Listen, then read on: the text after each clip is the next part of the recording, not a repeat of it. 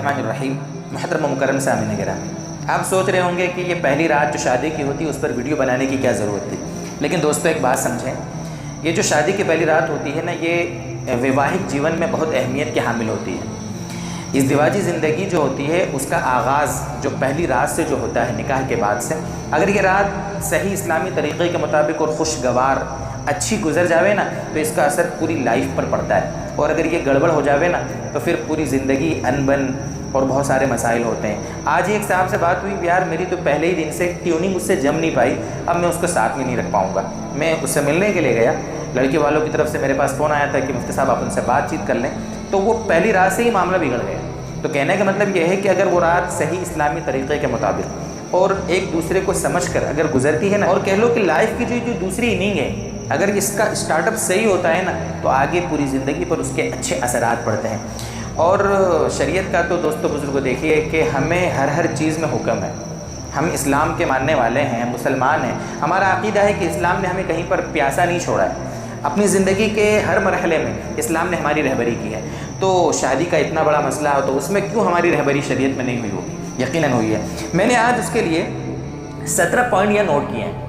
हम में से बहुत से हैं जिनकी शादियाँ होनी, बहुत से जवान हैं ऐसे जो हमारी क्लिप देख रहे हैं, बहुत से ऐसे हैं जिनकी शादियाँ हो चुकी लेकिन उनके दोस्तों की शादियाँ होनी बाकी हैं। तो ये सारी चीज़ें ऐसी हैं कि जो हर एक को देखना चाहिए। तो आपसे मैं गुजारिश करूंगा कि इस क्लिप को जिनकी नई शादियां होने वाली हैं उनको ख़ास तौर से शेयर करें। आपको बहुत ज़्यादा तहक़ीक़ और रिसर्च करके कुरान और हदीस की रोशनी में ये सब बातें आपको इंशाल्लाह मैं बताऊंगा, और इसको देखने के बाद इंशाल्लाह सारे आपके डाउट क्लियर हो जाएंगे। फिर भी अगर कोई ऐसी बात रहती है तो आप, हमारा ईमेल भी आपके पास है, आप कमेंट भी कर सकते हैं। इंशाल्लाह शरीयत की रोशनी में उसको मुकम्मल तरीके से हल करने की हम कोशिश करेंगे। सबसे पहली चीज़ यहाँ पर दोस्तों ये है कि जब जैसे आप कमरे में जाएंगे, जो कमरा है आपका जो आपके लिए सजाया गया है, देखो हल्का फुल्का सजाना जायज़ है। फजूल खर्चियाँ करना, आप 50,000 30,000 40,000 वहाँ पर लगा दे रहे हैं, ये तो इसराफ़ है, नाजायज़ है।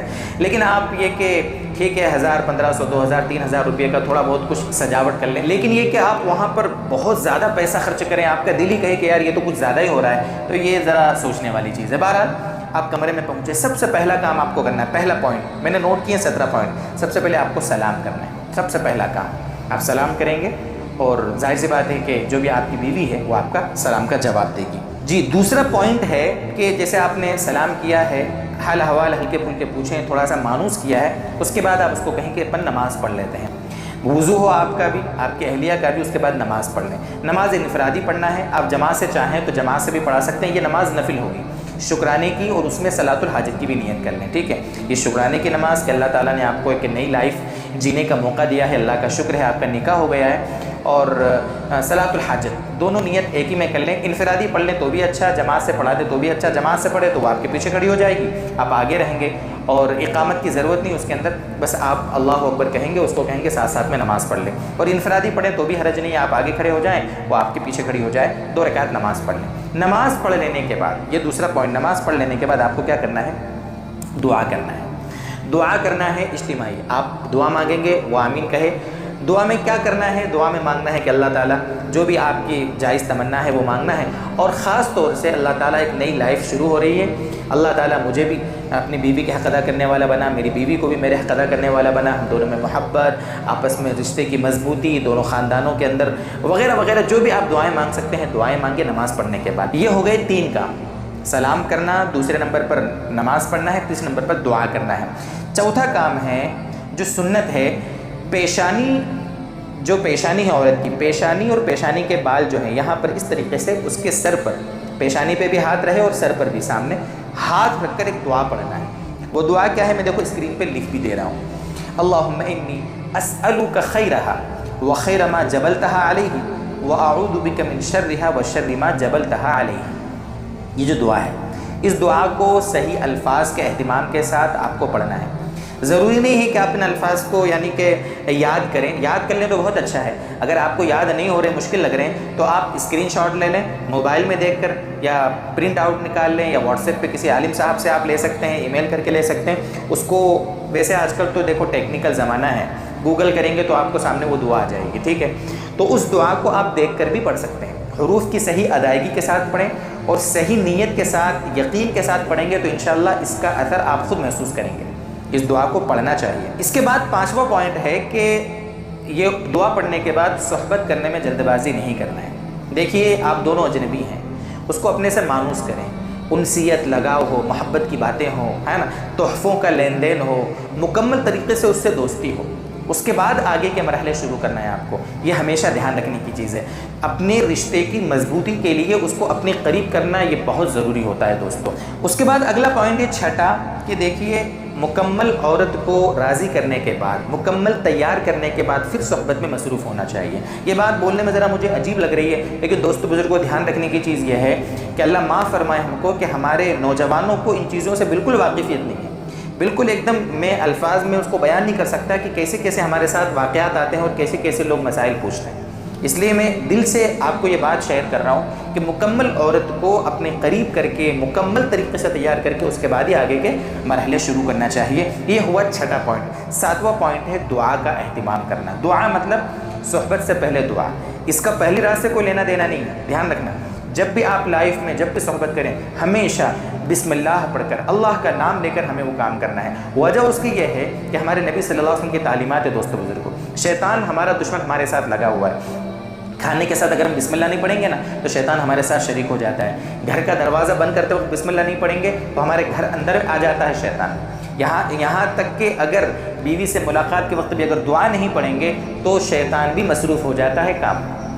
مصروف ہونے کا مطلب یہ ہے کہ شیطانی اثرات ہماری آئندہ جو ہونے والی نسل ہے اس کے اندر منتقل ہوتے ہیں دوستو۔ اس لیے دعا پڑھیں جب بھی آئندہ کب بھی، بسم اللہ اللہم جنبنا الشیطان وجنب الشیطان ما رزقتنا۔ میں اسکرین پر لکھ دے رہا ہوں، دیکھیے صاف ستھرے انداز میں اس کو یاد پڑھ کریں اور صاف ستھرے انداز میں دل کے یقین کے ساتھ اس کو پڑھیں۔ آٹھواں پوائنٹ جو ہے تھوڑا حیا کے خلاف ہے لیکن بتانا ضروری ہے، اس پر بھی کئی مرتبہ رشتے ٹوٹ گئے ہیں، طلاقوں کی نوبت آ گئی ہے کہ پہلی رات میں صحبت کی ہم نے، خون تو نکلا نہیں تو کیا ہوا، پہلے سے کچھ گڑبڑ تو نہیں تھی؟ نہیں میرے دوستو، یہ خون نکلنا کوئی ضروری نہیں ہے۔ پردے بکارت جو ہوتا ہے نا، پردے بکارت وہ کبھی کبھی اچھل کود میں، کھیلنے کودنے میں، وزن زیادہ اٹھانے میں، ہنسی مذاق وغیرہ بہت ساری چیزیں جو ہوتی شادی سے پہلے، تو اس میں بھی پردے بکارت ظاہر ہو جاتا ہے۔ اس لیے یہ نہیں سوچنا چاہیے کہ بھئی میری شادی ہوئی ہے، کنواری لڑکی تھی اور اس کو تو خون نکلا نہیں، اس لیے آپس میں آپ کے رشتے میں گڑبڑی ہو جاوے، آپ بدگمانی مبتلا ہو جاویں، آپ اپنی عورت کے کیریکٹر کے بارے میں کچھ دماغ میں شکوک پیدا کرنے لگے، یہ ساری غلط باتیں ہیں۔ یہ آٹھواں پوائنٹ بہت اہم ہے، اس کو دھیان رکھنا ہے۔ نواں پوائنٹ دھیان رکھنا، ہمیشہ دوستو بزرگوں لائف میں کبھی بھی صرف اور صرف آگے کے مقام میں صحبت جائز ہے، ہمیشہ دھیان رکھنا۔ آگے کے مقام میں کہیں سے بھی کیسے بھی صحبت کریں جائز ہے، ساری چیزیں کوئی مسئلہ نہیں، لیکن پیچھے والے مقام پر صحبت کرنا بالکل جائز نہیں ہے، ہمیشہ اس کو دھیان رکھنا۔ بات ایسی ہے جو پتہ ہے سب کو، لیکن چونکہ نئے جوڑے بہت سے ہوتے ہیں ان کو پتہ نہیں ہوتا ہے میرے دوستو، اس لیے یہ سب سمجھانا پڑ رہا ہے۔ نمبر 10، 10واں پوائنٹ ہے دوستو، قبلہ رخ نہیں ہونا چاہیے صحبت کے وقت۔ قبلہ رخ کا مطلب یہ ہے، جیسے مثلا ایسا سمجھے کہ یہ میں قبلہ رخ بیٹھا ہوں، مثال دے رہا ہوں آپ کو، تو ہمارے بیڈ ایسے نہیں لگے کہ ہم اس طرح سوئیں کہ سر ہمارا قبلے کی طرف ہے اور پیر ادھر ہے، کیونکہ صحبت کرنے میں بھی ظاہر سی بات ہے پھر اسی طرح ہوگا۔ تو صحبت کے وقت ہمارا رخ قبلے کی طرف نہیں ہونا چاہیے، چاہے بیڈ ہمارا ایسا لگا ہو لیکن صحبت کے وقت ہم رخ اپنا چینج کر لیں، یہ مکروہ تحریمی ہے، یہ قبلے کے آداب کے خلاف ہے دوستو بزرگوں۔ یہ ہوا 10واں پوائنٹ۔ 11واں پوائنٹ، صحبت کے وقت مکمل برہنہ ہونا یہ مناسب نہیں ہے، پورے ننگے ہونا اچھی بات نہیں ہے، چادر کم سے کم ہمارے اوپر ہو یہ بہتر ہے، یہ ادب ہے، ٹھیک ہے۔ اگر پورے برہنہ بھی ہوں گے تو کوئی گناہ تو نہیں ہے لیکن ادب کے خلاف ہے۔ 12واں پوائنٹ ہے کہ اگر عورت کے ناپاکی کے ایام میں MC چل رہی ہے تو ناپاکی کے دنوں میں صحبت کرنا جائز نہیں ہے۔ جس طریقے سے بتایا پیچھے کے مقام پہ صحبت جائز نہیں ہے، اسی طریقے سے ناپاکی کے مقام پر یعنی ناپاکی کے دنوں میں صحبت جائز نہیں ہے۔ اگر غلطی سے کسی نے غلبہ شہوت میں ایسا کر دیا تو وہ اللہ سے معافی مانگے، توبہ کرے، کچھ صدقہ نکال دے۔ حدیث پاک میں دینار صدقہ کرنے کے بارے میں بات آئی ہے، تو ہم کچھ بھی صدقہ کر دیں، 100، 500، 1000، 2000 کچھ بھی صدقہ کر دیں، اللہ سے معافی مانگ لیں، اللہ تعالیٰ ہمارے گناہ کو معاف کر دے گا، ٹھیک ہے۔ یہ ہوا 12واں پوائنٹ۔ 13واں پوائنٹ، صحبت ہو جاوے نا تو صحبت کے بعد پیشاب کر لیں، پیشاب کر لینا چاہیے۔ پیشاب کر لینا اس لیے ضروری ہے کہ اگر ناپاکی کا ایک آدھ قطرہ اگر اندر رہ گیا شرمگاہ میں تو وہی اندر سڑ سکتا ہے، نقصان ہو سکتا ہے، اس سے بڑی بڑی گھاتک بیماریاں پیدا ہو سکتی ہیں، اس لیے کم سے کم ہمیں پیشاب کر کے ناپاکی کو دھو لینا چاہیے۔ یہ ہوا 13واں پوائنٹ۔ 14واں پوائنٹ، جب پیشاب کرنے جائیں فارغ ہونے کے بعد تو مردوں کو چاہیے کہ وہ اپنے عضو کو بہت ٹھنڈے پانی سے نہ دھوئیں، ख़ास طور سے سردی کے موسم میں ایسی نوبت آ جاتی ہے، اس سے بھی بیماریاں پیدا ہوتی ہیں، نامردی کے خطرہ ہوتے ہیں، نامردی کے امکانات ہوتے ہیں۔ اس لیے گنگنا پانی، جس کو کہتے ہیں نا تھوڑا سا نیم گرم پانی ہو، ہلکا سا گرم پانی ہو یا تازہ پانی ہو، اسی سے اپنی شرمگاہ کو، ناپاکی کی جگہ کو دھونا چاہیے۔ یہ ہوا 14واں پوائنٹ۔ 15واں پوائنٹ دیکھیے، بہتر تو یہ ہے اعلیٰ درجہ کہ جب بھی صحبت ہو نا فوراً اس کے بعد غسل کر لینا۔ فوراً سے مراد یہ ہے کہ 10-15 منٹ کے بعد غسل کر لینا چاہیے، یہ سب سے اعلیٰ درجہ۔ اور دوسرا درجہ یہ ہے کہ ہم کم سے کم وضو کر لیں، وضو کر لیں۔ وضو کرنے کے بعد پاکی کے حالت میں ہم کیا کریں؟ سوئیں۔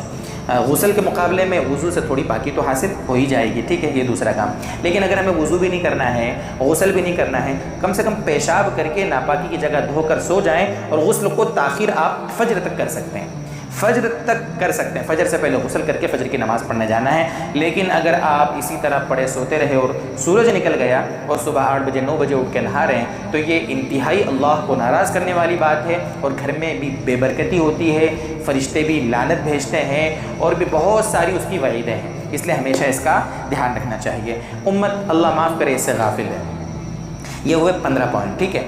16واں پوائنٹ ہے کہ دیکھو دوستو، جماع میں مقصد جو صحبت کریں گے بیوی سے، اس میں مقصد صرف اپنی شہوت پوری کرنا مقصد نہ ہو، بلکہ 3 اس کے بڑے بڑے مقصد ہمارے پیش نظر ہوں۔ اگر ان نیتوں اور مقصدوں کے ساتھ اگر ہم کریں گے نا، تو یہ ہمارا یہ عمل بھی ثواب ہی لکھا جائے گا۔ وہ 3 مقصد کون سے؟ سب سے پہلے تو بیوی کا حق ادا کرنا، کیونکہ بیوی کا حق ہے، یہ ازدواجی تعلق قائم کرنا بیوی کا حق ہے۔ ایک تو اس کے حق کی ادائیگی کی نیت ہو، دوسرا اولاد صالحہ کے وجود میں آنے کی نیت ہو، ٹھیک ہے، اور تیسرا پاک دامنی مقصود ہو کہ میرے پاس میری بیوی ہے تو میں ادھر ادھر کیوں تاک جھانک کروں، سب کچھ میری بیوی کے پاس ہے تو میں اپنی شہوت وہیں پوری کروں گا نا، یہ دل میں پاک دامنی کی نیت بھی ہو۔